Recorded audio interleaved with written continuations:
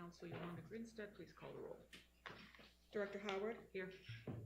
Director Duplessis, Director Taylor, Director Scholas, Here. Director Pacheco. Chair, we do not have a quorum, but since there are no action items, we can at least review and proceed with the agenda. Okay. Tyler Antrip, the Director of Strategic Planning, and Darren Thomas, Director of Telus, please proceed with the discussion of strategic plan key performance indicators and metrics. Great, thank you. Yeah, so as promised last month, our intent this month is just to continue the discussion about the metrics we'll use to measure performance in the strategic plan. And I think if you can, there we go. And so Darren is with us here in person this time to help facilitate the discussion. And I think we're going to go through a bit of review and some of the stuff we've done since last month, and then also proceed with the final 3 focus areas that we didn't get to last month. So I'm going to turn it over to Darren. Hi. Well, good morning, everyone. It's good to be here in person. And you can see the agenda that we've kind of put together for today. Really kind of maybe 3 big things that we're hoping that we can get through in today's session. Thing 1 is to kind of continue the work that we started last committee meeting where we really talked about metrics. That's going to be kind of the bulk of what we try to do today. I want to spend a little bit of time on the front end talking about this concept of operationalizing the strategic plan. That'll not take me very long. Then we'll talk about metrics. And then if we have time at the end, I think we have most of the goal or the focus area champions in the room today. And so they're here armed to provide quick updates to the board on the activity that's going on underneath the actual strategic plan. So, okay, with that, let's go ahead. I want to just start with operationalizing the strategic plan, and what do we mean by that? Way back when, everybody remembered the first day I showed up, I remember saying we're going to make a nice strategic plan once we get all the input from everybody, and we'll produce a nice looking document, which, everybody knows that this thing lives today. But the bottom line is your entire strategic plan is subsumed in this framework. We call it a strategic framework. So, obviously our focus really is to make meaningful progress on these 6 areas. And at this point, everybody kind of knows what those areas are.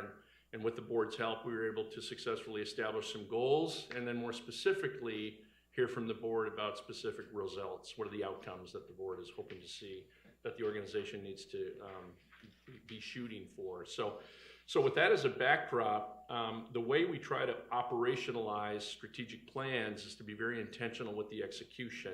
So if you would give me the next slide.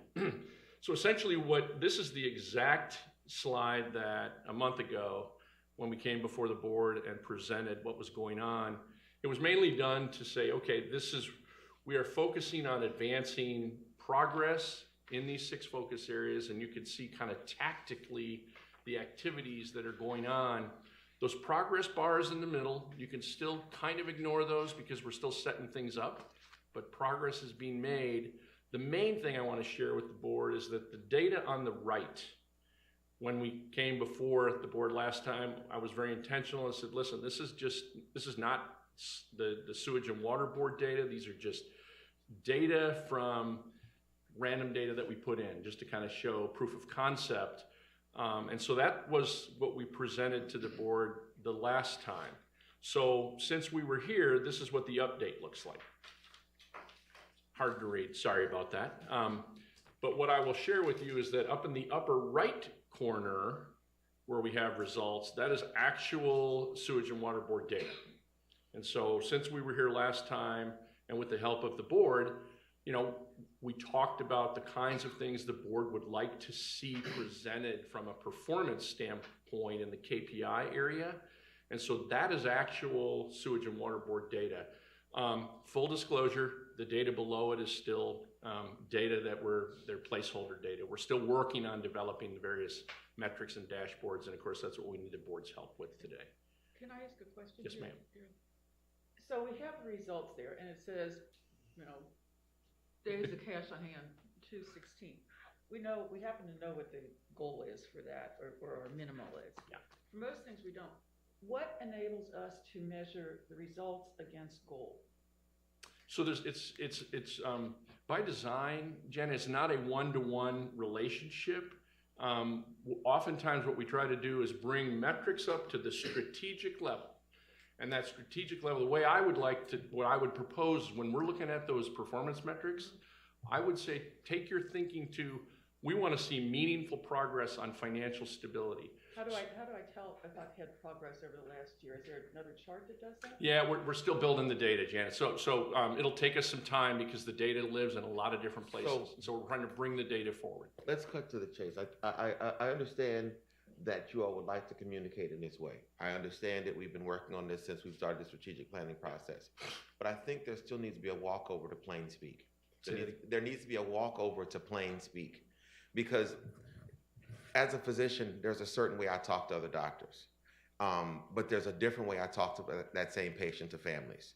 It doesn't talk down to the families, but it puts it in a way that families can appreciate the issues that we're actively managing. What's a struggle for me in some of these data is I understand what these columns mean. I understand that there will be some that are red, some that are green. Mm-hmm. The red and green will be based on things that we can understand from national standards. The ones that don't have standards will be setting standards. I get all that. But still, we have to remember who we're communicating to.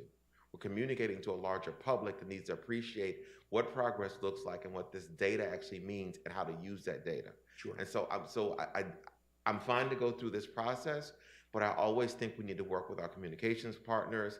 We need to work with our different heads of agencies to translate this into plain speak. Yeah, I agree. Definitely agree with that. And I would say that we are in a better position today to do that than maybe in years past. And so we're moving towards that goal line. So I agree with you. But Darren, let me follow up on what Maurice is saying in a way. I'm looking at, there are two ways I'm looking at it also. One is from the point of view of this is very interesting and very helpful for internal purposes. I get that. But we also have this issue of communicating with the public and communicating with the board. For me as a board member, when I'm looking at let's take billing, since everyone is beating us up on billing. There has to be some kind of, what is our goal for accuracy of bills?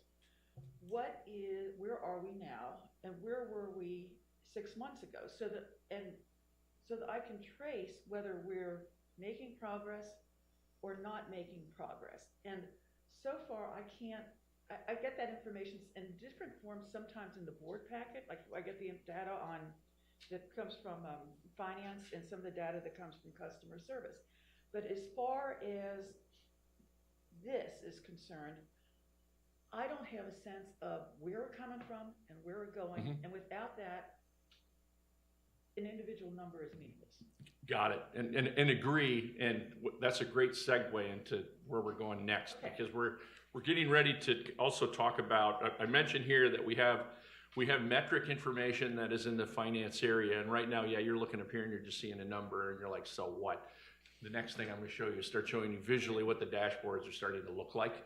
So you'll get a sense for that. Now, Janet, the other thing I'd say is that we need to obviously assign targets. So as we build data and see trends, then we need to have the conversation with ourselves. Is our target based on some industry measures, industry band of performance, or is it just a target we want to set and we're going to strive for that? So we'll show you that here in just a second. So that was the kind of the high level introduction. And then, so let's start talking to the details. So give me the next slide. And really this is the bulk of what we wanted to talk with the board about today. If you remember, this was the exact slide that we had the last time we were together. And we used this to try to drive discussion with the board about, okay, the strategic plan is up at the very top. We got together and said, hey, there's some metrics that we think might make sense for this particular focus area. And then we heard feedback from the board down at the bottom. And so now I'm going to show you what we did with that. So we went away, and what you're seeing here, in a couple of things for you to think about. This is actual data from the organization. And a couple of things I want to point out. I'm going to pick the easy ones first. Upper left-hand corner, delinquency rate. What right now, currently, last measurement, it was about 10.8%. I believe that's of total accounts, but I'm not 100% sure of the actual unit on that. But what you're seeing there is monthly data plotted in terms of what our delinquency rate is. To me, good news, looks like the trend's going down. And it only goes back to towards the end of 2021. You see October. What we're trying to do is build all of the dashboards going back to the start of 2021 to the extent that we can get all the data so you can at least see, hey, how did we do last year and what is the current trend? If you notice on the bottom there, that's the target line. It's still sitting on the bottom because we haven't set a target. Okay, so yeah, that line. Got it. that's right. Okay. That we hadn't set a target. And so, you know, at the end of the day, that's the internal conversations that need to go on and or for us to figure out kind of what a target needs to be. Does that make sense? Okay. So the board wanted to see data pertinent to delinquency rate. That's what you see there. On the right side, the delinquent accounts, there was some discussion around, we'd like to see it kind of classified. You know, what constitutes a delinquency rate? So what we did is we said, okay, let's pick data, delinquency of accounts over 60 days. All right, so that's what you see shown in the upper right corner on that dashboard. And the line is a little bit hard to see, but that line is kind of showing us on the right side, it's the amount, the number of delinquencies. And on the left side, it's the dollar value of delinquencies. And that's the way you kind of interpret it.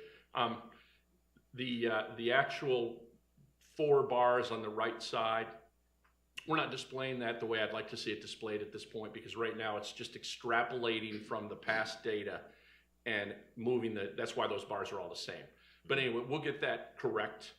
And the message delivered here to the board is, this is the kind of data we're trying to bring forth so you can see trends. And then, you know, month after month, we're talking about, hey, what, you know, we see an increase in delinquency, or hey, good for us. We're seeing a lowering of delinquency, blah, blah, blah. But you get the general idea. So okay, so then let's use this as an opportunity. Our communications persons are here. Okay, come on up. I have a couple questions.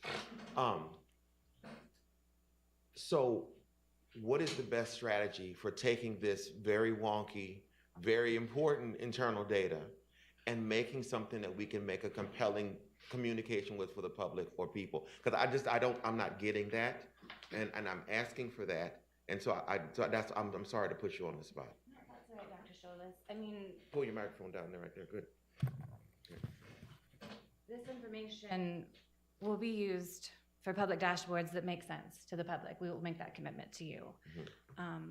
I mean, So how are we doing that to this point? Do we have an example of that where we've done a crosswalk?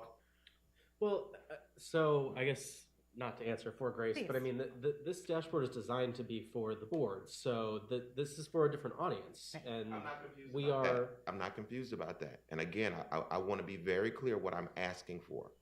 What I asked for was, this is fine, but I want a crosswalk that can help us move the needle. Because right now in this real world, we have a city council and now a larger state government that are asking questions about these very issues we're explaining. And I'm not saying the data isn't explained in these graphs. What I am saying is that however it's being explained, it's not making it over to the people that need to understand it to make a difference. So these can exist. I totally understand this. This is fine. So my question was, how are we going to crosswalk this over? And what have we done like this in the past that's been successful? I can share an example, Chris, if I may, and I'll let you expound. Just recently, we used an exact example relative to disputed accounts. Okay. Right? We said in 2018, we had in excess of 10,000 disputed accounts on the books. 10,000. 10,000 plus. In 2021 or 2022, recently, that's down to a little bit over 2,000. That's a simple, factual data that you can tell people we are addressing disputed accounts, and we're trying to get them to the most minimal number possible. Okay. I don't know what that number looks like. There will always be some disputed accounts. Even with smart meter program, you're gonna have few. Hopefully 1.5%, you know, whatever. Perfect. Right? Perfect. So that's a simple way of measuring accurately and sharing. Our challenge that we're communicating with the general public is one thing, with the council is one thing, but communicating with the people who are still struggling and receiving a bad bill, anything you say, it means nothing. You're still giving me a bad bill, fix it. And then what we're doing, obviously, through a lot of efforts, is reducing those numbers until we get the smart meter where that issue becomes more prevalent in terms of accuracy, and then less and less people. Okay. So it's how at the end it's the outcome in the product. It's not what we present as Actually, the numbers. I'm gonna challenge that Okay. statement. Because you mind going back a slide here, or whoever has control of it? When I go up above, I find the focus areas, I find the goals, I find the results. And what I still don't understand as a board member, and I don't think the public understands, is what is our plan for getting there? Let's take billing. We know we have a huge billing progress problem. We know that council's probably trying to take over us because of it. When we look at it, I don't know what our plan is for solving it. And so somewhere in this 5-year plan, we have a plan. You have AMI, you've worked very hard on that. We have the other things that have to happen. We've got a mess of a IT system for billing. To me, what the board needs to know is what is management's plan over the course of this 5-year strategic plan for addressing this problem, and then we have the breakdown to what's going on in the next 12 to 18 months. But the public needs to know, and I as a board member need to know, and have presented in some comprehensive fashion, what is the solution to this problem, and where do we stand on it? And to be honest, I understand in the language of KPI and the language of crosswalking graphs, and it's in there. I accept it's in there. Okay, but what I'm saying to you as somebody that's an active participant that really wants to get there, it's so far in there, sometimes I can't always see it. I love the example Ghassan just gave me that we started with 10,000 plus delinquent accounts. We're down to 2,000 delinquent accounts. The only piece that comes to mind is that I don't know what the context of that is. Is that for an agency of our size, should there be 1,000 delinquent accounts? Or is best practice, there should be 500? That's the part where you don't exactly understand where to put that. I know 2 is less than 10, but I don't know if we're sort of halfway and still not very good compared to our peers, or if this is a really standout number for an agency of our size. That's the part that the context I'm struggling with sometimes when I look at these things. It's not that I don't understand the data. It's not that I don't understand the layout. It's just that I still need to tell the story because I still get the calls. I still need to tell the story so I can understand why I'm sitting here and what I'm fighting for and what I need to ask about. And that's why that's one of the reasons I asked you to join us at the table, is because I just am not quite, and I want to, understanding how to take this and do something with it that looks like more than just us sitting around in a circle talking about fancy stuff. Like it doesn't work. I would say we're inching in on that. In order for us to kind of get all the data in one spot and then sit back and make some sense of it.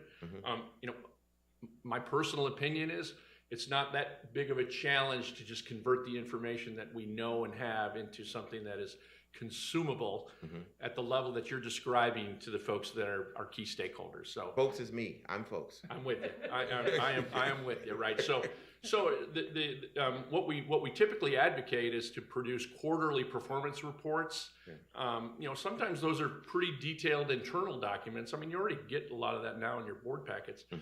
Much of this is converting that detailed, busy information to consumable information to our stakeholders, right? So they don't have to read 500 pages of stuff to figure it out. So we talk about an executive summary, but I like Dr. Scholas, the plain speak summary. Yes. Get in my mind there, Yeah. definitely. Perfect. Okay. Yeah.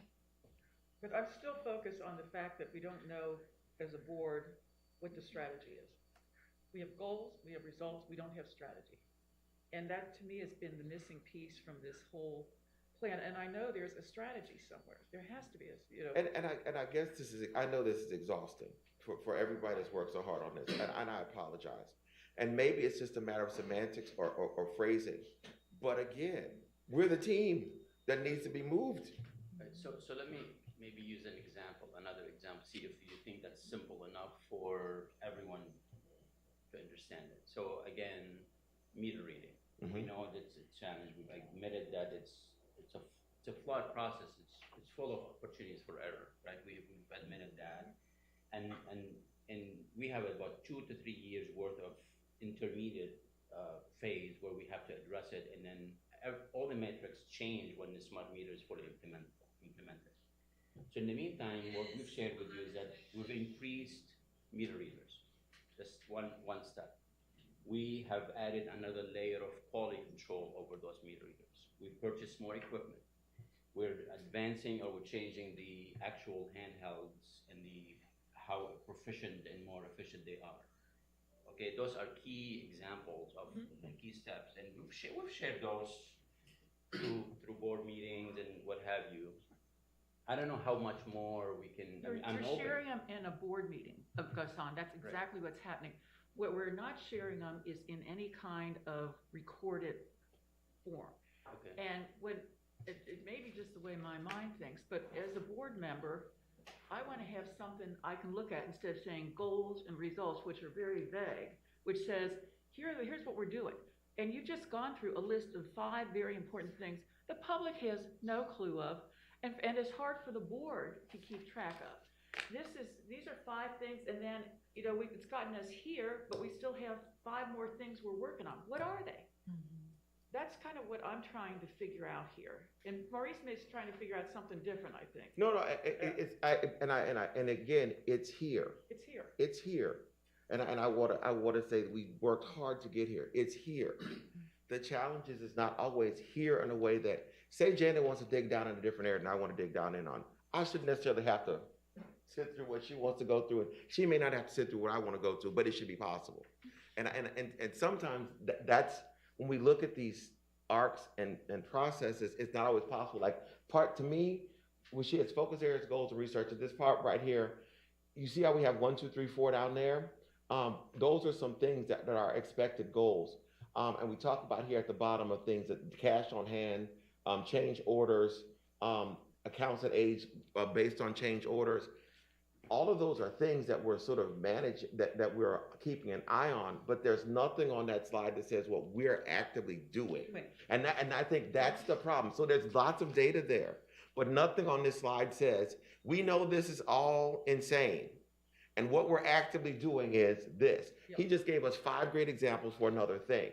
And so anytime we're talking about whatever we're working on, it would be really nice if in the same batch that we talk about the problems, we talk about what we're already doing. Yeah. And so we can link those 2 things together.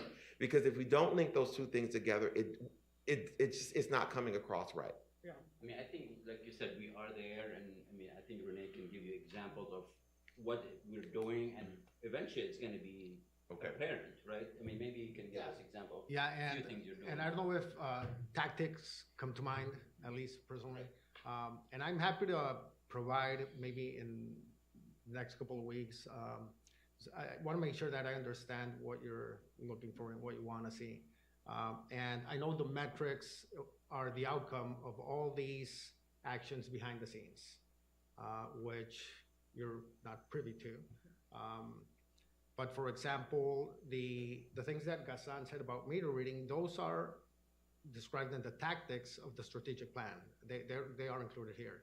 But there's many other things that we are working. There's a lot of works in progress that I don't think we talk a lot about. There's a lot of things that we do well, which I think we could do a better job of communicating to the public. Absolutely. I've heard it here. I've heard it somewhere, in other places. And I'll give you one example, and you tell me if this is the type of content that you'd like to be aware of. And I think a good example is the Cogsdale visit for next week, right? So Cogsdale is our CIS provider. As we all know, there's been many issues with Cogsdale since implementation. In talking to Cogsdale, they created a new position in their company, a customer experience vice president, and had a couple of conversations with her, more than a couple of conversations with her. So she agreed to travel down here with 6 members of her staff and spend a week shadowing our staff, how they use the system, meeting with IS, meeting with finance, with the meter shop for inventory. So they'll spend a week here at no charge. Mm-hmm. They'll go back, they'll shadow most of our staff, and probably a week or two later, they will come back to us and provide a summary of findings, things that we're doing well as a utility with their system, things that we could improve on, things that we could probably enhance, either by way of the technical piece or the training for staff, right? My hope is that out of this visit, what we're gonna get is that they're gonna say, this system that you bought has all these functions that you're either not using right or you're not even using, right? That's why you have all these manual processes in billing and a lot of human intervention, which increases the Cost, time, everything. yeah, cost, risk, mistakes, all those things. So that's one example of something that we're doing. We've been working on it for a couple of months now, which probably you were completely unaware of, right? And if those are the type of things that you would like to hear, and there's a lot of things like that in customer service that we're working on, and I'm happy to maybe be the sort of like the guinea pig and do a presentation for you, and then if you provide feedback, then my colleagues could follow suit. So what I like, and I think just how my brain works again, this is the operations committee. This is not the strategy committee. Okay, this is not the whole board. So if we don't go through the details of how we're operationalizing these changes here, where do we go through them? And I wouldn't ask the same question in the strategic committee, because we came to an agreement that strategy was just about how we want it to look, blue sky, how it's gonna work. And the board, it may be too dense to go into this level of detail, and I'm fine with that. But there needs to be somewhere. And if this is that somewhere, I think that works for me. Chair? Yeah, and I think what you're talking about, both you and Ghassan, for example, I'm thinking about the billing issues that we have. There are a couple pieces I'm aware of. One was that implementing AMI is one. The second piece is either you gotta fix or replace Cogsdale, right? We're improving and enhancing them. Okay, so improving Cogsdale. Are there any other major initiatives that are needed to fix the billing system? And so I'll provide a super condensed like strategy description, right?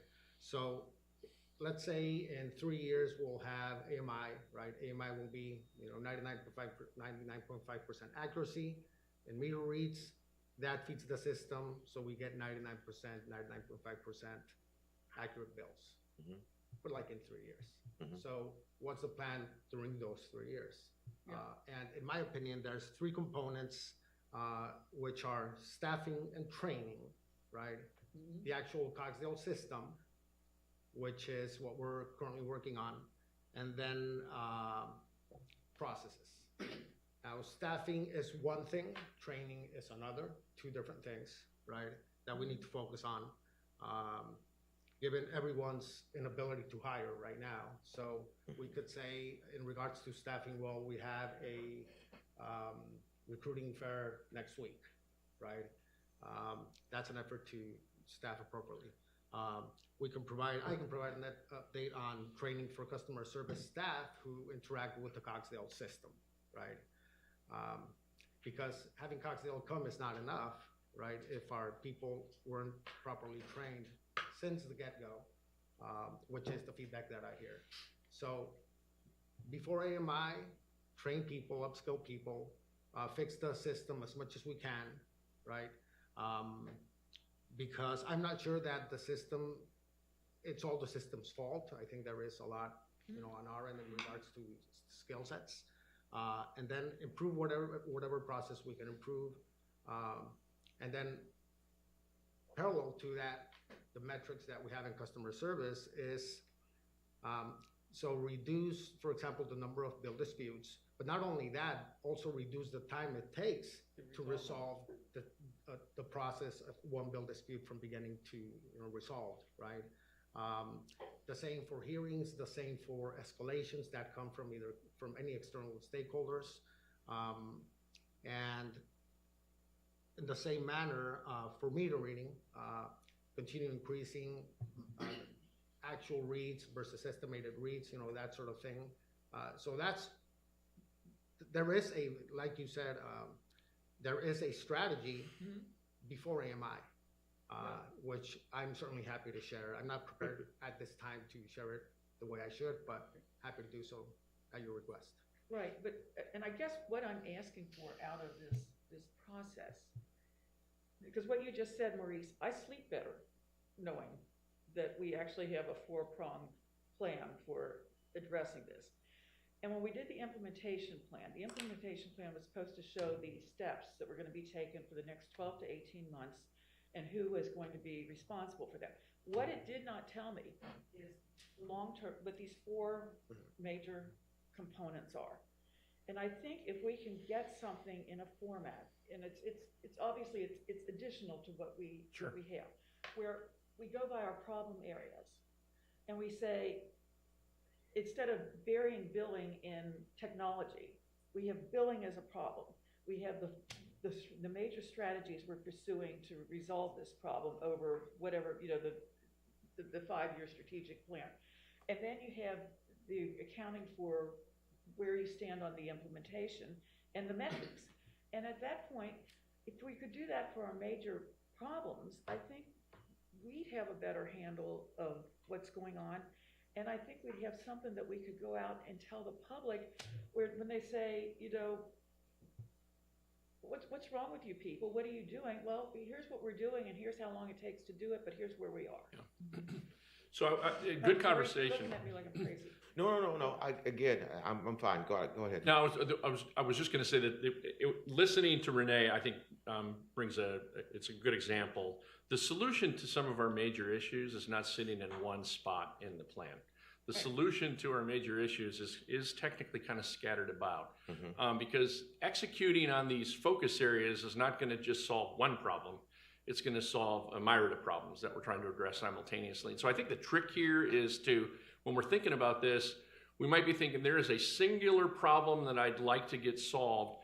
This strategic plan is not written around addressing specific problems. It's written around moving the ball forward on a lot of issues that will, in fact, solve some of our major issues. But what I'm hearing the board say, in addition to this, you'd like a major issues report too. You'd like to see specifically what we're doing to advance and move the ball on some major. Yes. It's in there. We just need to bring it out. And my answer to you is it's not hard to do. We can do that. Okay.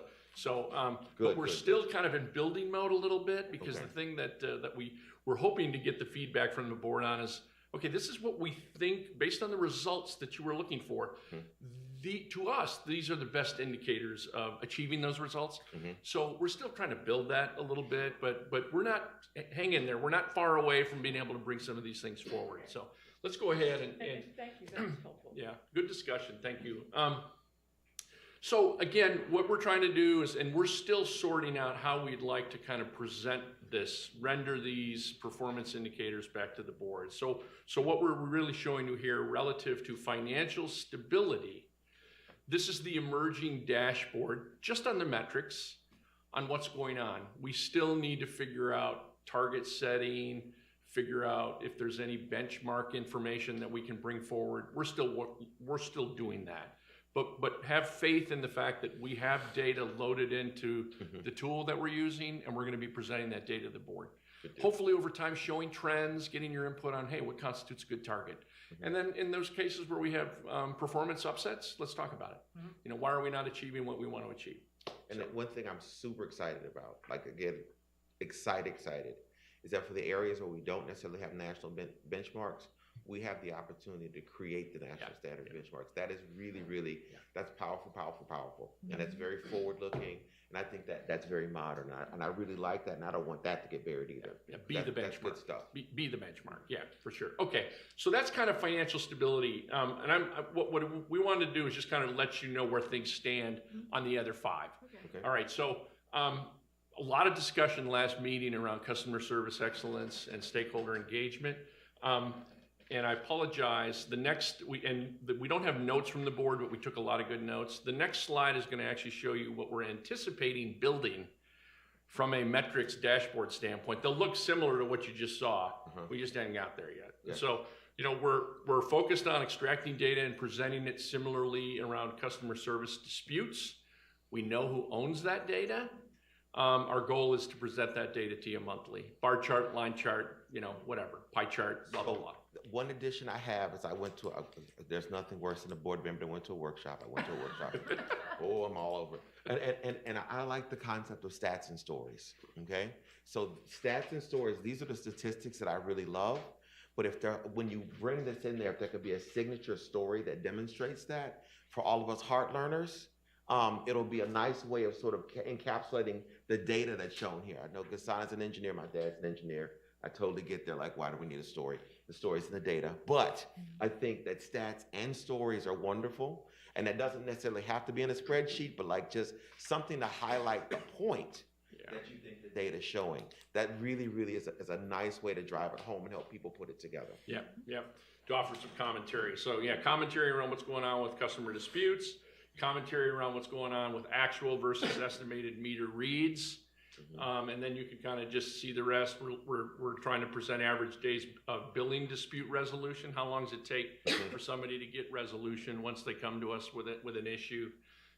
Average speed of answer. I think I will tell you across the industry, just because everybody's at home now, they have a lot of time to be able to kind of reach out and talk to their utility service providers. And so we're seeing a really massive increase on volume into call centers these days. And then those top four really are focused on the customer service delivery dimension. The bottom two are more focused on how successfully are we reaching out and engaging with our stakeholders. And so those are, at this point, the idea behind voluntary subscribers is there's all kinds of places for customers to engage with utility organizations, social media, email, constant contact. A healthy measure is to just keep track over time of, are we growing the base? Are we growing the ability for folks wanting to pay attention to us? And are they receptive of our messaging? So that's the voluntary prescription. And then the number of stakeholder engagement and outreach events, that is the communications arm of the organization. How successfully are we out and about, engaging, telling our story, and communicating? So those are the kinds of things we're trying to bring forward, okay? So the next time, well, I'd say the next time, we'll get those dashboards built. Darren, yes. Can we go back to the previous slide? If would please, directors, I can share the stats on 3 of these just really quick, so you have an idea of what it's going to look like.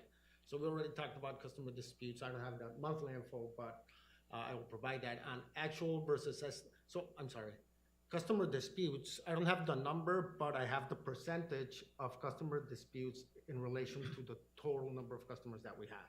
Okay. Right. So in January we were at 2.4, February 1.8, and March 1.6. So that's a downward Is that trend. a percentage you're giving me? Percentage of total Yeah. customers. Yeah. Then for actual versus estimated reads, in January we read 63% of our meters, February 73%, and March 81%. We would hope that as the one on the right increases, the one on the left decreases. Yes. Right. Then average days for billing dispute resolutions, we have January 59 days, February 56, and March 53. So we reduced like a week in the first quarter in regards to waiting time for disputed bills. And for estimated bills, just really quick, this is estimated bills, we've gone from 10% of total bills in January to 3% in April. And when we present this information, we'll have some commentary in regards to the actions that we're doing behind the scenes that are producing these numbers. Okay. Yeah. Yeah. So again, this is kind of based on the discussion with the board last time. These are what we're trying to render so we can bring those forward and start. And of course, that data that Renee just gave, you're going to see that visually come alive, right? So, so that was that. Moving right along. So now the rest of the time we want to talk a little bit about, you gave some great feedback in the area of technology modernization. And so what I'd like to suggest is that as we go forward to maybe just reflect a little bit on, did we hear you correctly the last time? So the way to interpret all that mess up there is, okay, I want to talk about technology modernization. You see the goals, you see the results. what we did is we went away and say, I wonder how you measure that. And so 9 through 16, obviously there's holes 12, 14, 16. We had suggested some things that could potentially be measured. And then we listened to the board, and the board said, hey, we want to measure the extent of billing errors, magnitude by customer class. Gotcha. We're interested in measuring customers who have repeat issues, somehow waiting to be resolved. Heard that. And then the number of Cogsdale support requests. So we felt like we got good feedback last time. And I guess before we move on to the next focus area, the question is, does anything else come to mind when you think about technology modernization? Sure. The thing that I like to is that Renee said staff and training are 2 of the parts of it. We can have the best system in the world. If nobody uses it properly, it doesn't help us. And so I'd like to make sure we have some way of showing what percentage of our staff are not just trained on, but actually facile with the system and can use it well. I don't know if that's a computer-based training or some sort of competency. I don't know how to do that. But y'all are some sort of smart people that know how to do Is that. that not somewhere else? Like number of hours per Yeah, I per think year? that Could be. we had. It's very difficult for us to measure, I think. Yeah. So I think one of the ways that we had proposed doing that was the number of IT support requests received is like how much help are people needing in order to get through it. It's something we still need to work on, is figuring that out, because I think that, obviously without testing people, how do we know how proficient they are? Well, especially we're having this group coming in and they're going to spend time here. That'll They're going to be find helpful. something that. Exactly. And that could be something that maybe we ask them is like, how do they propose that we measure proficiency? Because we do have a goal in customer service in regards to number of hours of refresher training per staff per quarter and per month. And then I think I mentioned last time, like quarterly assessments, because since there's so much human intervention in the bill production right now, we want to make sure that those working on the bills, know what they're doing. They do it well. Do we, this is a slightly different question, but do we know where in the system the billing errors, at what point the billing errors occur? It's mostly because of estimated reads, because of lack of actual readings. Okay. The great majority. What we did is, and I'm happy to do this with anyone at any time. We did a Ishikawa exercise, which is like a fishbone. Maybe you're familiar with it, where sort of like imagine like a fishbone, right?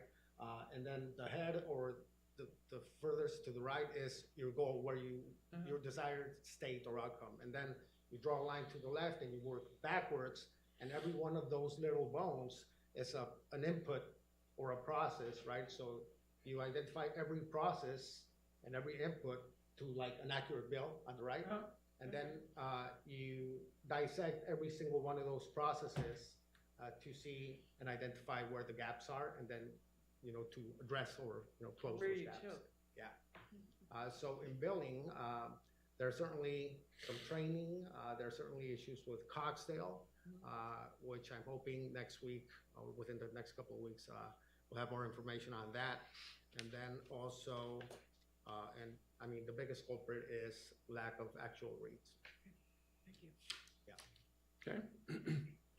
So I think we've probably got that one covered pretty good. We'll and obviously as we go through time, we might come up with another brilliant idea or have an additional thought that we need to consider. Sure. And the whole process is designed to be pretty expandable and flexible. So good, thank you for that. So the next area we had conversation about last time was workforce development.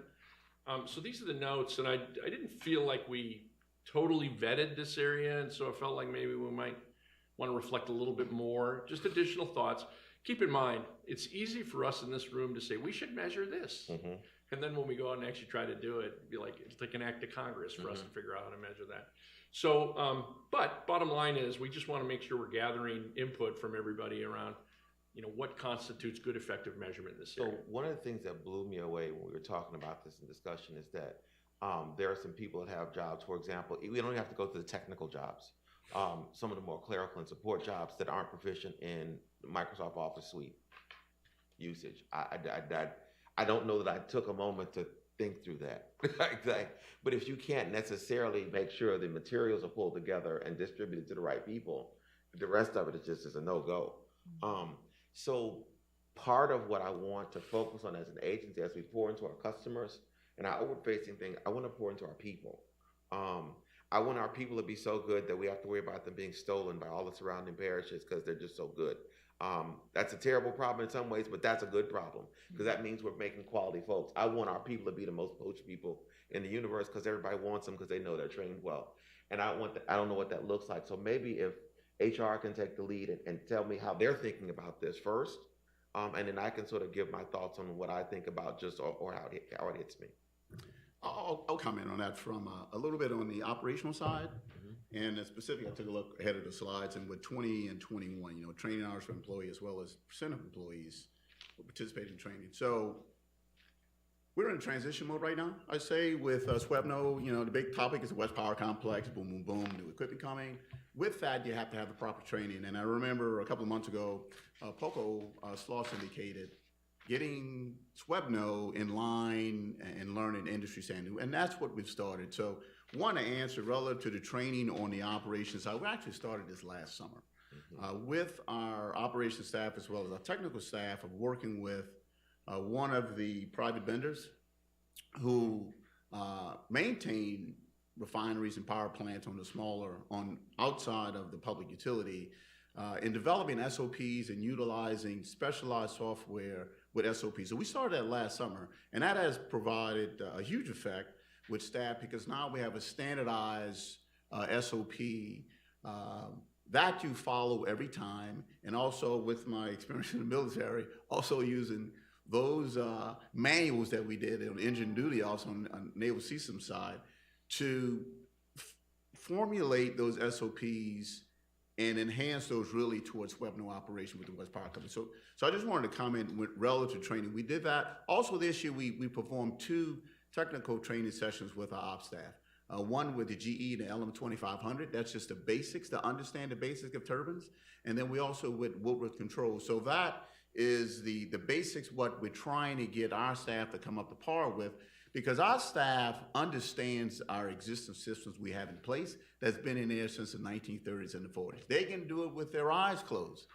But those systems don't exist internationally.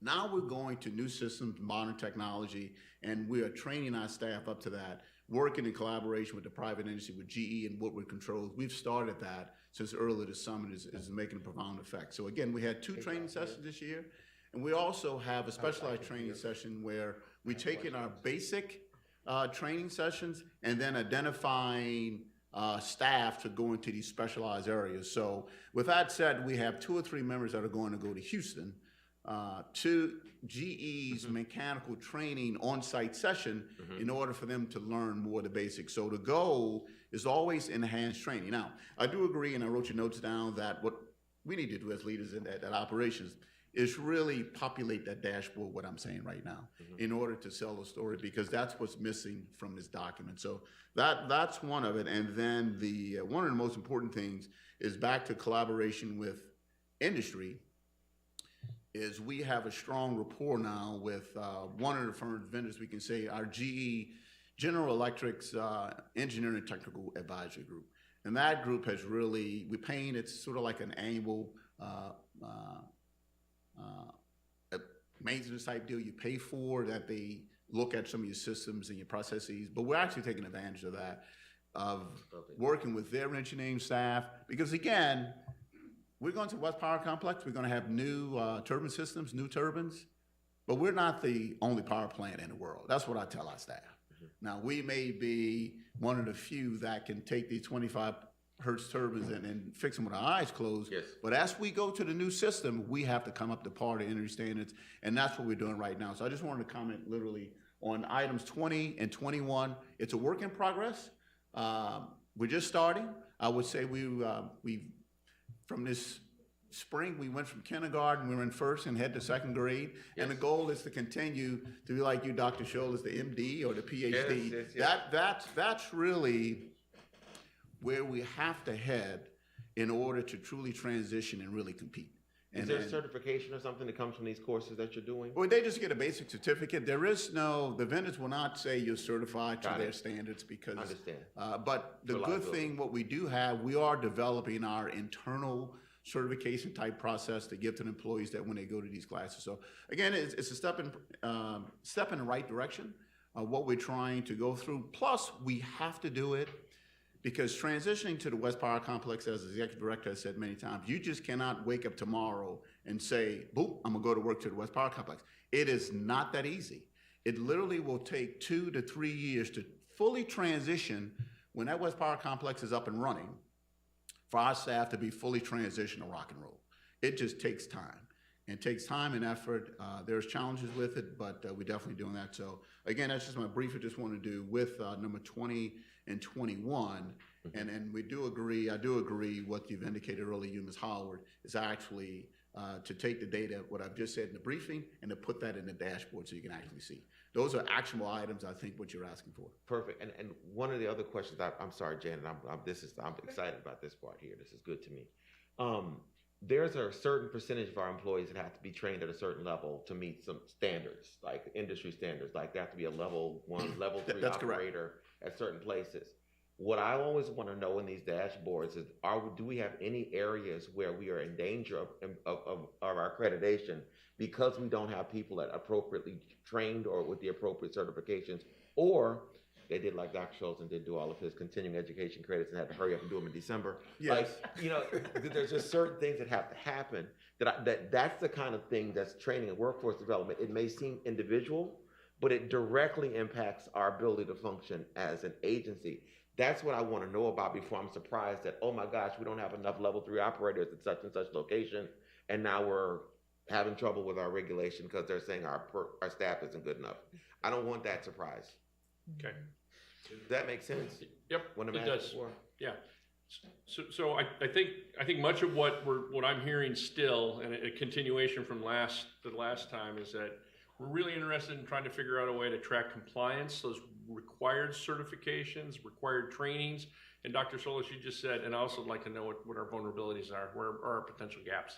Yes. Right. If we don't have enough operators, for example, licensed operators, does that represent a risk? Because that should be something that Gassan and the HR team should know, and like, oh my gosh, because we can't just make an operator. Like, you just can't make one. Yeah, and I know they worry about that a lot. You just don't know that they worry about that a lot. We're not presenting that, basically. So okay, got it. Janet. I think what I was focusing on, wondering about is down the third bullet below, which is the productivity by job type. For example, how do we measure, we have 9 increased workforce productivity, there's an FTE measurement, but when we're we've got 2 different kinds of things. We have Ron's people who are out in the field, and how do you measure the productivity of that, which is also, something that's subject to a lot of public commentary and needs to be understood. And also, but when you're internally, how are we measuring productivity of clerical staff, the kind of, the financial staff? I mean, how many people should you have to do a budget? How many do we have right now? Those kinds of things. Yeah. So I think it's just, I don't know what the measures are, but there's still that open question that needs some breakdown. Yeah. So the industry, at least in the water, wastewater, stormwater industry, does a fairly decent job of trying to kind of come up with benchmarks based on like millions of gallons of water delivered, the number of FTEs per million gallons, yes. The cost per account.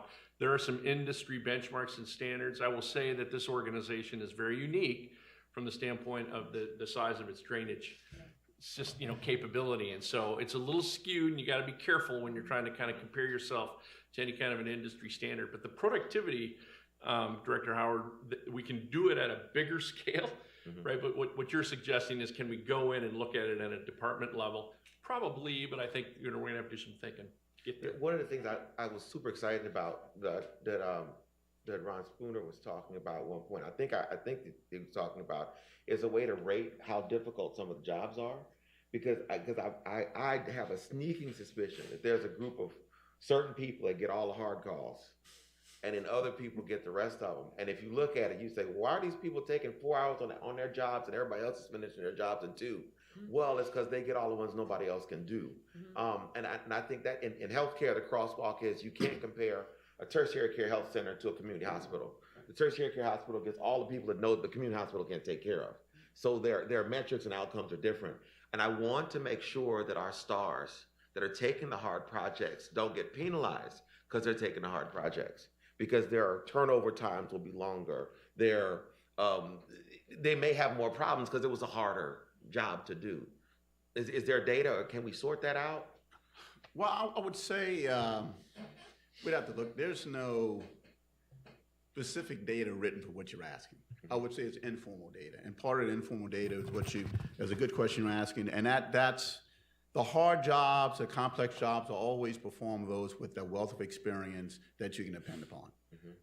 You don't have to babysit, and I'm just going to be frank with you, is that sometimes you have to babysit, but when you have your hard and complex jobs, you're going to go to your heavy hitters all the time. Now, there's challenges and pros and cons with that, because one of the cons with that is OT. Those heavy hitters generate a tremendous amount of overtime. So we're trying to manage that somewhat from overtime perspective, but it's also training. And one of the difficult, which you indicated with, it's staffing, operators, licensed operators. That is a challenge all over. Trying to get enough people to stay long enough where they can understand the system and not jettison out. Once you get a CDL or something like that, you can make more money elsewhere. So, but again, you're right. They aren't penalized somewhat. They do make a tremendous amount of overtime, but we do depend upon these employees to make it happen. And that's just where we are right now. So again, the key is really more training, and that's what we're focusing on right now. So one last comment, and this is a very good slide I just wanted to say, is this number 12, that knowledge capture, transfer, and succession planning. That's something we're working more on right now, without a doubt, because you have to. I tell folks with gray hair myself, we're not going to be here the next 10 years, 5 or 10 years. So you have to start that succession planning right now to have a plan in place to keep the train moving in the right direction. And that's really the key. So we're working that slowly on operations side. We are making progress, but it is a challenge. Sure. It's definitely a challenge, but it's something that needs to happen. Is there an analogous system to relative value units in medicine in mechanics and operations? Repeat your question. So in medicine, we have this thing called relative value units, where it basically said it quantifies how much effort it takes to do a given thing. Like there's a certain amount of relative value units given to a new patient versus a follow-up patient versus a procedure with a bunch of complicated parts, a procedure with somebody super sick. There's different ways so you can do a relative crosswalk between how hard it was to do the stuff you had to do that day. Is there one of those is there an RVU kind of system for our technical operators and our field people? I would say this is not a formalized system. That's what you said on the medicine side. There are informal systems that are in place. And the goal, when I mentioned earlier with the SOPs, is that really these SOPs to develop these formalized processes in place so you can follow them whatever new employee comes in. And I think for me, that's really the key that we've been focused on in certain aspects, specifically the power side, is a development of true SOPs. So when employees come in, you're following the same procedure, you're always tweaking the procedure, and it's the routine you're in. So I think that was an important point that we started with one of our private vendors is a formal, and I'm saying a formal development, because we had SOPs, we had some here, we had some there, we had some that was passed down, but we've taken all the knowledge, even calling retired employees, say, give us your cheat sheets you did back 20 years ago, and putting those into a formal SOP document. And by piecemealing these formal SOP documents, we can actually, at some point in time, formulate a complete overall SOP program for specific departments. And generally speaking, correct me if I'm wrong, Ron, our network folks, they're split by zones, and there's a set of expectations of how much work they can. That's correct. Workloads, not necessarily on daily basis because there's a lot of variables per day, but on weekly or monthly basis, each zone is expected to perform so many water main breaks, how many hydrant leaks they fix, so on and so forth. So there's that general kind of supervision. At the very bottom of the page, I think we're kind of talking around this notion of productivity in terms of, okay, so how many, what is our output in terms of our ability to hit the levels of productivity that we would like to achieve? And so I think the board gave good direction on that last time, is that bottom bullet.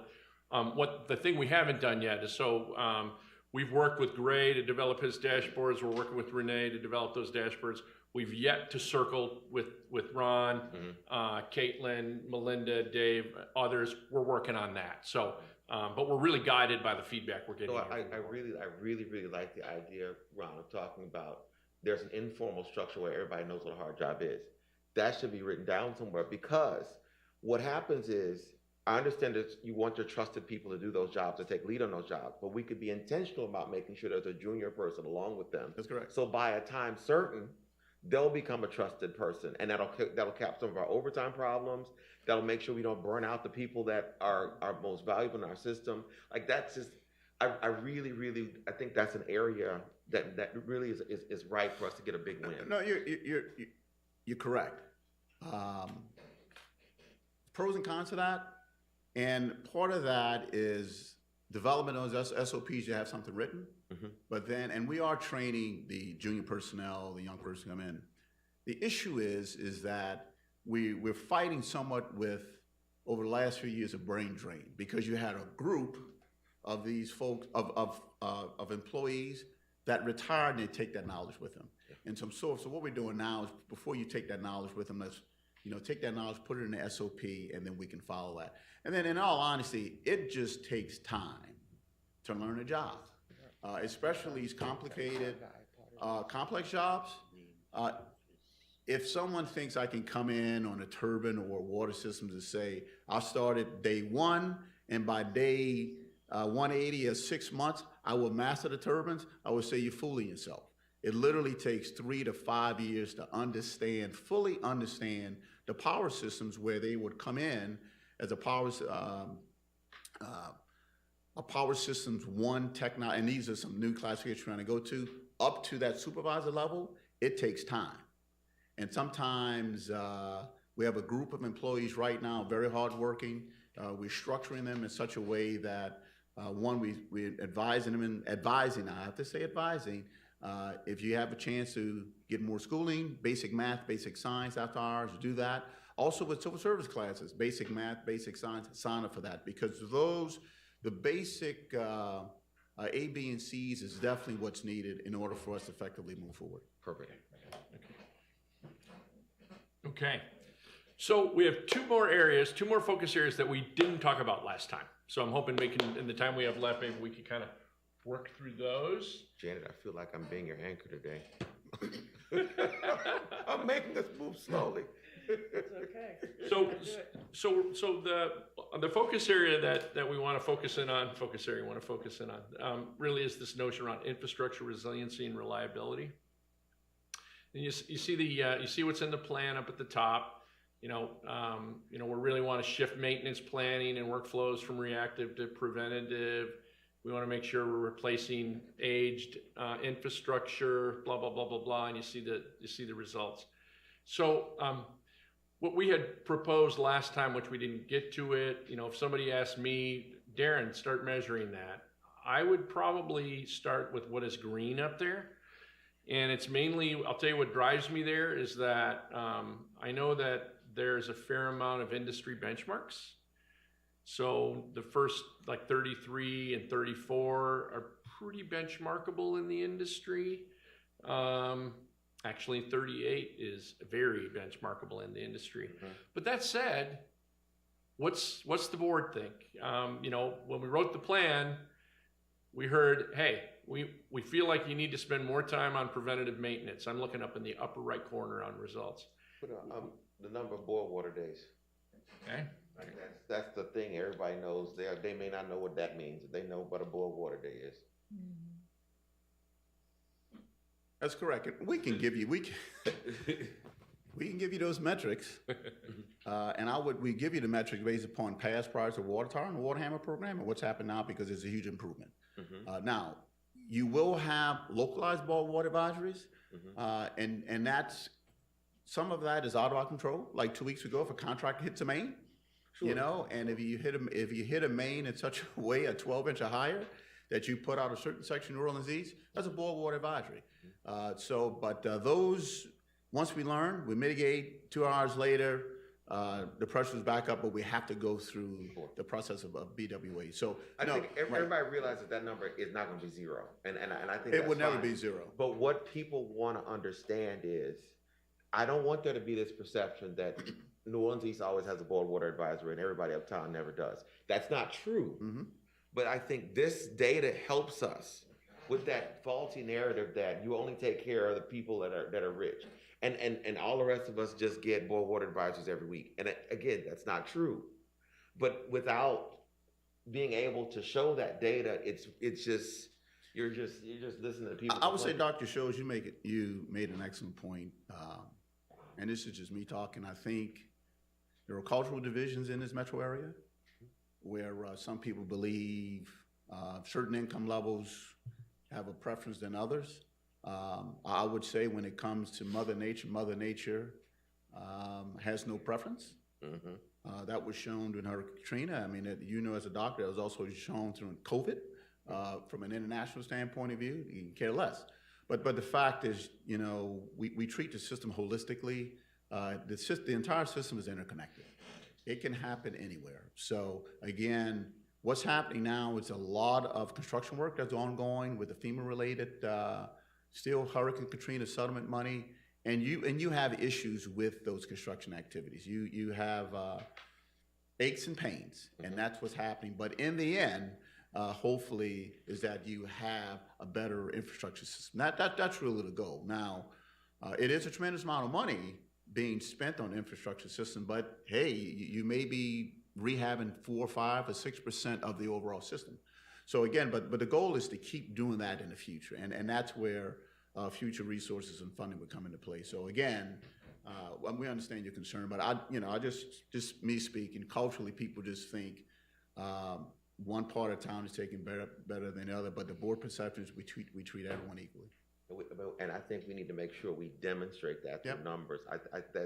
I think that really sort of is a drag on our perception of customer service, and I think it's a wrong perception. So I agree with you. Okay. Other thoughts?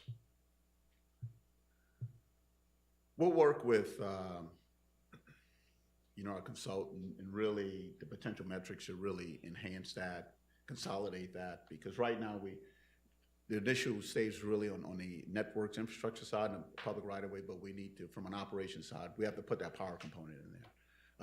That is really the crown jewel of the plant, of the system itself, and that's the heart of the system.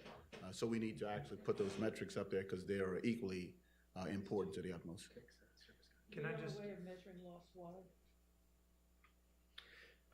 We have that under financial stability. There's Since also, it's a financial impact, obviously. I mean, it's related to infrastructure. Yeah, That's correct. well, in some ways, yes, but in other ways, it's also free water. So we're measuring it all as the same because it's all lost money. Yeah, what we're kind of back to that issue, what we're trying to do is kind of show total water, for now, total water produced, total water sold, and then there's a gap, right?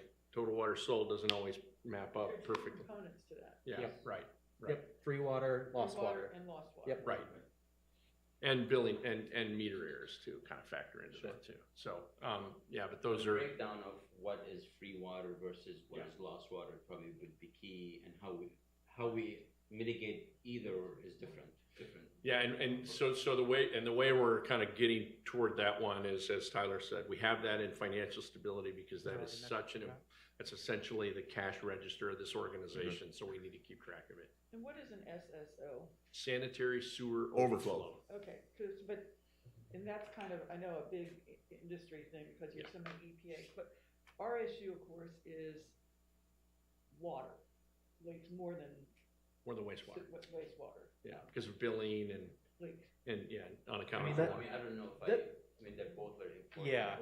You don't want sewer. No, I know you don't want one, but when you walk around town, what you're seeing all over the place is water spouting for the most part. I don't know if you realize how much we are addressing SSOs. Okay. I mean, It happens quite a bit. But we just are better at addressing it because of the consent decree. SSOs, as what Ms. Howard indicated, it is mandated by EPA. Yeah. That is probably the most rigid. We follow the consent decree to the utmost. That's the Web-Nose Bible, so, I think because the if you point- don't follow it, then you're subject to penalties. Yeah. But we've been following to the utmost, and we go from there. So, yep, go ahead. And we can show data. Yeah. Can we break down 34 by water system replacement versus sewer system Yep. replacement? Of course. Um, But I think the point to Ron's point of 39 is that's actually a huge success area that that most people don't realize how much resources we're putting into that issue, and that we've actually gotten very good at it. And so I think that's a good way to share success and how people are getting value for money in terms of the services that we provide. Mhm. And we do have actually a lot of very good data on that because we're required to report on it. Yeah, but breaking 34 is probably very helpful. Yes. Two separate systems. Yeah, of course, yeah. Got it. And one other thing I suggested to Darren, which I know is a constant issue, is days to address a service cut. So days from when we break the pavement to when we place it, Okay. which is something we can also report on because we do track that. Do we have that data readily available? Oh, yeah. Okay, good. Yep. It's a great idea, but if we don't have the data, Yep, it could be no, we do. challenging. We Okay. do. There's some solutions that are being. Yep, there are. Good. And there are. There's also an issue with things that get refixed and really aren't fixed. How do we measure? Repeat Repeat work calls. orders, probably. Yeah. Yeah, We can I mean, probably I'm do thinking of that. Phillip and Chestnut Street, for example, which has been going on for 6 years, where someone comes out and does something and then it sinks again, and then, so how often do we track that, Kassan? or- Repeat offenders. Well, you can, that's with repeated, you call in, that's why 5-2 water is important. And then we can look at the specific area. Now, it may not be the same, I would say, system. One may be a water, one may be a sewer, one may be a drain, all in that same intersection. So that does happen, but in order to track that, that's why we really use what's currently in place now, CastWorks, and we can track what that problem code is, and then we can go from there. But you're right, the public does see something, we're back in the same intersection, but it's not necessarily the same problem. I mean, you use Phillip and Chestnut, we had another, not that far from Audubon Park that was, started as sewer and it was a water, but eventually it became a canal, a box canal that literally we have to replace a section. And so that's how that evolved. But we definitely use the CastWorks work order system in order to track by problem code. So we're not taking notes live, so I'm just gonna tell the board what I heard. I heard discussion around number of boiled water days. It'd be interesting to be able to show that spatially. Yes. Some of this stuff would be interested to show spatially in GIS. Okay. We can't do it in our performance tool, but we can do that outside of that. Demonstrate where work is getting performed, again, kind of in my mind, the spatial notion. This is where the bulk of our work is happening. Number of days to repair a service cut. A breakdown. And the quality of the surface cut, so it stays Fixed. it doesn't settle, and we don't have to revisit it. I think that's what you. Yeah, and I'm actually, my last one is repeat work orders. Where do we have, or why are we constantly going back to the same spot? And then the breakdown between water system infrastructure renewal, wastewater system infrastructure renewal. So, Darren, yes, sir. there are also a lot of metrics that are already being tracked on the pump and power system that fit into infrastructure reliability. At this point, people are so familiar with that we may have sort of glossed over it, but I think that's important that we're tracking it. It's pretty reliable in terms of the data supply. Yeah. And In it's terms of like top drinking water. How many pumps are working? all that stuff. Number Yeah. of pumps are working and number of turbines Power working. available, turbine Yeah. available. So those are ready to go. Okay. So our takeaway is we need to build a hardy dashboard on some of the things that we're talking about this morning, and we'll incorporate that. Keep in mind, again, some of it really depends on if the data is available and if it's accurate, right? If it's available and accurate, we can build a dashboard. If it's not, we're gonna have a lot of blank sheets. So, okay, perfect. Making good progress. So the last area is the, and Ron has kind of started to talk about this a little bit, is the whole, what's going on in organizational and operational improvement. You know, I mean, I immediately go to the results. Hey, we want improved service delivery. We want fewer workforce accidents and injuries. We want to increase the number of specific operational process improvement projects. Renee, you touched on process improvement. Ron talks SOP. The organization, I think, is keenly aware that we need to document workflows. And then once they're documented, we need to reflect on, is that the most efficient way to do stuff? So that said, interested in board input. We've thrown some things out there that are shaded green, but the list 41 through 48 was our bright ideas around stuff I would measure if I wanted to feel a sense of what's going on. Ron, how are we capturing near misses? Because I feel like our system only sort of pushes the button if something happens. But near misses are harbingers of things that might happen later. I would say you capture your near misses as best you can, especially with, that's where PM gets involved. Now, on your rotating machinery and as such, you can capture that pretty easily. But once it's in the ground, you really don't know until it breaks. And part of that important point you're making, specifically with number 45 and 46, you know, the total O&M costs, say of water service as well as wastewater service, those costs are increasing. Those costs are increasing. They're increasing because of the fact that we are patching. And we're patching a system that's on average 60 to 70 to 80 years old. You cannot continue to keep patching a system thinking you're going to patch your way out of a problem. But ultimately, and that's, you know, again, in my soapbox, long-term plan where the replacement and the upgrade of the infrastructure is really the key of success of any public utility. And then that's happening all across the nation, as you can see. Infrastructure is a problem. And that's why we need to invest more heavily in infrastructure, because look, we are living on the infrastructure from the 20s, 30s, and the 40s. So, you know, the couple of generations way back then invested in that infrastructure, we need to do the same. So I just want to just a brief comment on 45 and 46. Our O&M costs are going up because we are patching facilities that are beyond their life cycle. I know we have capital plans that are kind of based on some kind of, I guess, rational expectation, reasonable expectation of what we might have coming in resources. Do we have a sense of the capital plan of what it would take in resources to take care of the problem that Ron's describing, to replace, so that we don't have 80-year-old, 100-year-old infrastructure, or is that just doesn't even exist? Well, it does exist, but it's not achievable in any reasonable fashion. I mean, if you're starting from scratch and you want your pipe to last 100 years, for example, and you have 1,500 miles of, then you just segment it, so every year you do so many, so you're on that cycle. But when you're already in a place where you have 500 miles that is 80 years older or older, you gotta do something, but you will never catch up. You'll never be in an ideal situation. I mean, it's just sad to say. I understand we won't be an ideal, but are we doomed, or? Well, yeah, I mean, the JRR, yes, no, it's important to say that, yes, we are.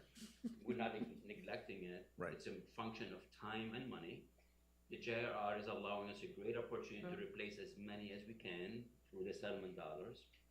And I've been preaching, and I know Ron is too, that once that program is over, we must continue that same steady pace. Otherwise, we'll always be where we are. So if we could replace 40 miles a year, that's a huge accomplishment, because eventually you catch up and you are in much better shape than you are. So yes, I mean, that's just one system of many that you have to do. So if we want to replace, what you say, 40 miles? I mean, I'm just using a number Okay. that's achievable, reasonable. Whatever. Do we know what we have to raise then in terms of continuing once JRR falls off to do that? mean, we know what we're replacing now. Yeah, I mean, the JRR program, you know, the roadway program as well as the water program is a little 1.3 or 1.4 billion dollars. And that 1.4 billion may replace 8 to 10% of the system. So that's the magnitude you're talking about. I mean, so if you say that the drainage system itself, and there's some reports with the, say, less than 36-inch drainage system, put it that way, or you could say 36 and less, I mean, that rough order of magnitude cost could be $6 to $8 billion. So that's just for the small drainage.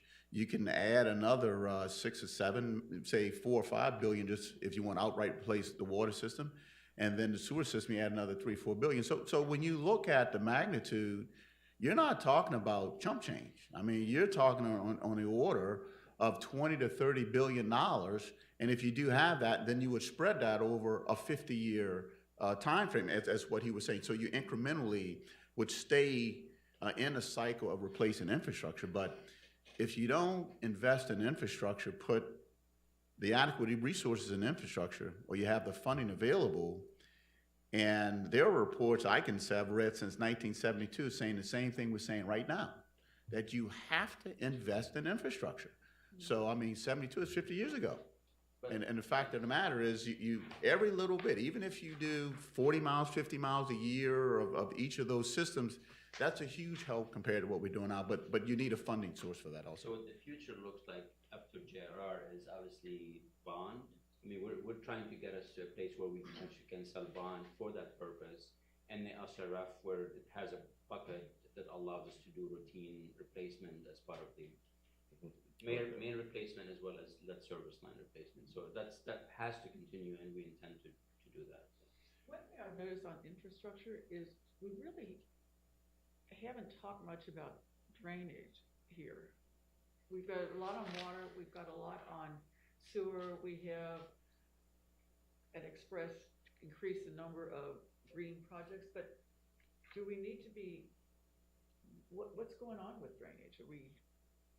It's actually a main focus. We know that we have a limited amount of funding that comes through villages, right? Mm-hmm. And we spend every bit of it every year just on just maintaining the status quo, right? That's correct. And then until we face the question of stormwater fee that bring us additional funding, it stays basically. But don't we need then as part of our plan? Absolutely. Yeah, it's part of the plan. I think everything you're bringing up, Janet, is goal number 20 under infrastructure, which is develop long-range system master plans to renew infrastructure. Where's that? Number 20 under goals. 20.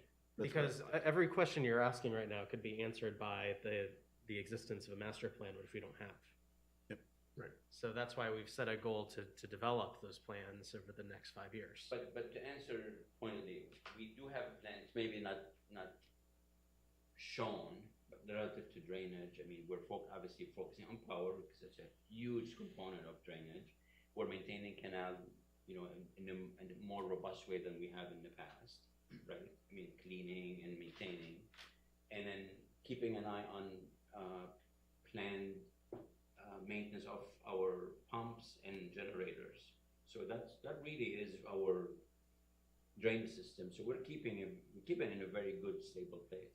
Okay, I'm just saying as a board member, and again, as a member of the public, it's kind of strange to have a plan, an implementation plan that doesn't talk about Fair enough, drainage. and it should be. We've missed a whole third of the organization. Yep.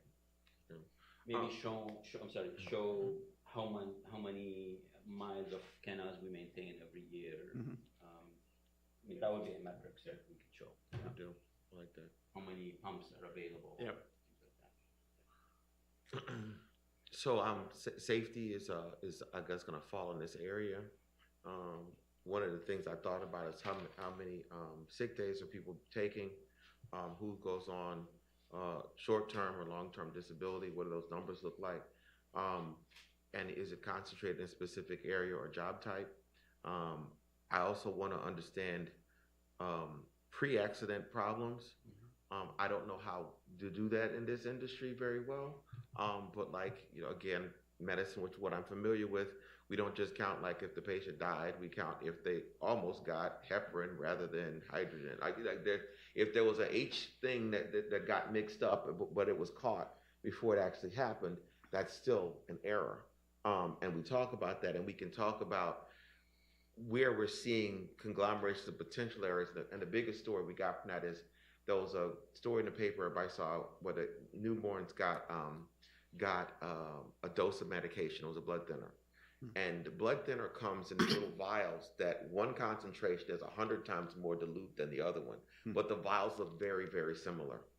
So the nurse was intending to give the lower concentration medication and gave the same medication at like 100 times more concentrated medication, and that caused catastrophic problems in these kids.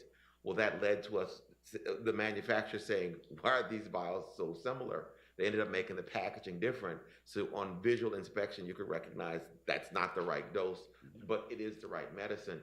That sort of thing is what I'm looking to understand here in the agency, where we have an opportunity to do some things that just by changing the color of the packaging, we make the whole system safer, because people don't try to make mistakes. It just, in that situation, it was a tragic error. They grabbed the wrong one. But we helped them grab the wrong one because the packaging was terrible. So a lot of the things you're asking and you're suggesting are available, and I think we should show it more, make it more pronounced for certain near misses, and we just be able. They're so hard to quantify, because unless somebody reports something, it just goes unrecorded, right? But what we do, we have a safety team that does a lot of observation, gonna stay back and watch people work, and they look for things. They watch a set of stairs that don't have a railing, and they see somebody like nearing, not report but observed, and then we create reports saying this stairs have a rating, and we do rating. Run received a lot of reports that way. So those are maybe like changing the color of the package, the rating, to prevent future accidents. We should talk more about those. Right, I agree with that. Hopefully, next opportunity we'll have people who do it, maybe be here and share their stories and their process. Yeah, it makes good sense. Okay, good feedback. Again, we're not taking notes live, but I heard a lot of good stuff around, near misses is a topic of discussion here. And keep in mind that one of the things I notice is that sometimes it's hard to separate infrastructure, resiliency, and reliability with organizational and operational improvement. Think about infrastructure pieces. We're just trying to make sure that the infrastructure we own, operate, and maintain is as good as it can be. Organizational and operational improvement, in my mind, is we need to make sure we're efficient as possible, right? And safe, right? And so with those themes, Jen, I loved your question. This is how I heard your question. If money wasn't an option, if money wasn't the issue, how big would that CIP be? The master plan is actually the answer to that question. Because everybody else is running and operating the system. They know what they need. They're trying to get as much as they can get, replace as much old infrastructure as possible. We have limitations, and there's some boundaries on what we can and can't do. So, but those things kind of go hand in hand. Love sick days, love short-term, long-term disability, all those things. We're trying to bring those forward visually in some nice looking, sensible dashboards. So. We had drainage. And you had drainage, yeah. And David and Jen, thank you for that. I got the drainage piece. Absolutely. So. Okay, I guess that's all we had, other than the last thing that we had on the agenda. We've heard from some of the goal champions today that kind of organizationally, the way the organization is going about this is that we've assigned fairly senior staff to be goal champions or focus area champions. Sorry. And so financial stability, obviously that's Gray. Technology modernization, that is Dave, but Melinda is here today. Workforce development, Christy, Gassan, everybody else who's involved with that. Customer service, that's Renee. Infrastructure, Ron. Organizational and operational improvement, that's Caitlin. I guess it's at the pleasure of the board if you want any updates on any of these areas, or have we exhausted discussion at this point? Your call. I'm exhausted. I mean, I think we got some good updates. We did. Yeah. Understood. Thank you for the offer. Maurice? I so moved to adjourn. Hey, was there any public comment? Oh, sorry. Public comment. No public comment. No public comment, okay. Then, thank you, Tyler. Thank you, Oh, absolutely. Darren. And thank you for everyone else who's here and participating today. I know it takes a lot of staff time to do that and other things, so I will entertain a motion to adjourn. Pick me. So moved. And I second myself. No, you second. All in favor? Aye. We're adjourned. All right. Thank you. Thanks. Very good. Oh, Very